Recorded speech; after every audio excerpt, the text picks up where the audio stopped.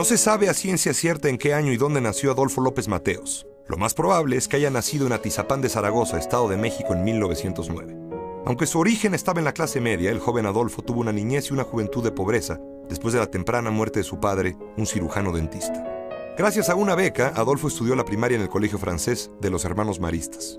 Después pasó a la Escuela Nacional Preparatoria. Era un buen lector y excelente orador, pero nunca fue un buen estudiante. Lo distraía su amor por el campismo, el deporte y, sobre todo, las mujeres.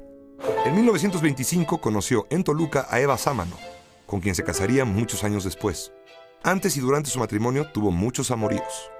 En 1929 falsificó su acta de nacimiento para tener la edad requerida por el concurso anual de oratoria de El Universal, al que se inscribió y en el que obtuvo el segundo lugar. Pero su voz robusta y ademán expresivo llamó la atención de los políticos, como el vasconcelista Alejandro Gómez Arias. Así, López Mateos puso sus dotes al servicio de la campaña por la presidencia del candidato opositor José Vasconcelos. Después de la campaña y tras una breve estancia en Guatemala, López Mateos se matriculó en la UNAM y obtuvo el título de abogado en 1934. 3 años después, comenzó a trabajar en la Secretaría de Educación, con lo que comenzó su carrera dentro del sistema.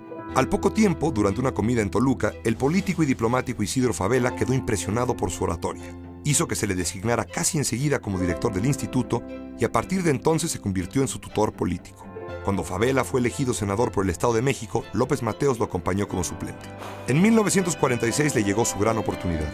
Isidro Fabela dejó su puesto de senador y le dejó su curul en el Senado.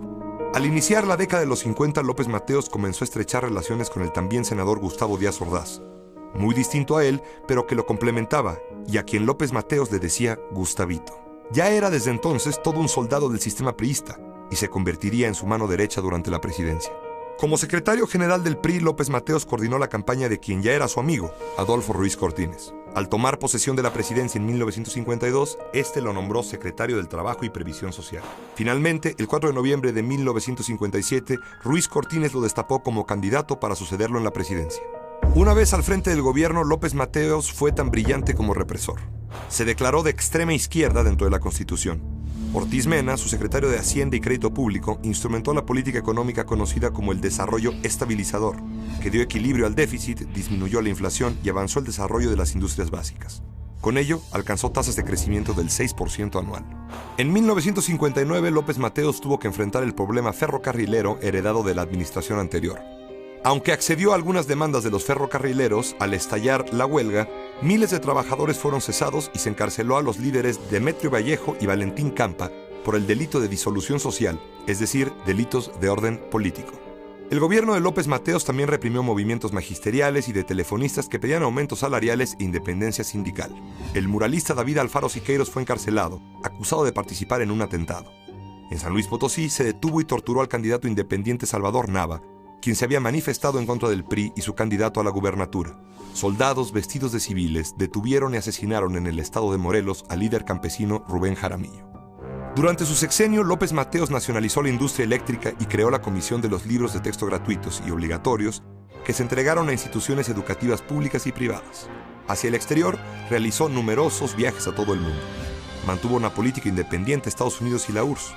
Consiguió que el gobierno del presidente Kennedy aceptara regresar a México el territorio del chamizal, que en 1868 había quedado bajo jurisdicción norteamericana debido a los cambios en el afluente del río Bravo, y obtuvo la sede de los Juegos Olímpicos de 1968 para la Ciudad de México. Mientras tanto, los amores seguían ocupando buena parte de su tiempo. Se decía que cada mañana, al despertar, el presidente preguntaba, ¿qué toca hoy, viaje o vieja? Pero también le aquejaban terribles dolores de cabeza que lo obligaban a reposar. En su secretario de Gobernación, Gustavo Díaz Ordaz, López Mateos descargaba buena parte del trabajo de gobernar al país. Finalmente, terminaría por designarlo su sucesor en 1964. El carisma y la simpatía de López Mateos disimularon para muchos el carácter represivo de su régimen. Fue quizás el último presidente popular de México. La gente le aplaudía en las corridas de toros y en los estadios. Un año después de dejar el poder le detectaron 7 aneurismas en el cerebro.